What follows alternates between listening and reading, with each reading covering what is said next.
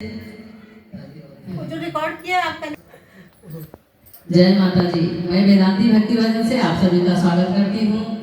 और आज माधुरी दीदी के यहाँ हम लोग भजन कर रहे हैं। माता जी का एक बहुत सुंदर सा देवी गीत लेके आए हूँ, आप लोग सुनिएगा और दीदी का सपोर्ट करिए।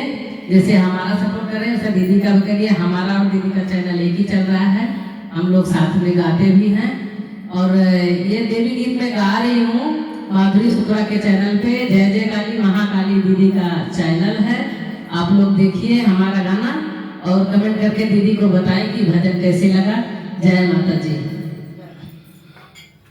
मंदिर में आई पूजा लेवे के पड़ी, मंदिर में आई पूजा लेवे के पड़ी।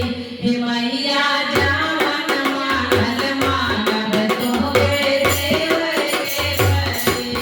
मैया जावन मांगल मांगब तोहके देवे के पड़ी।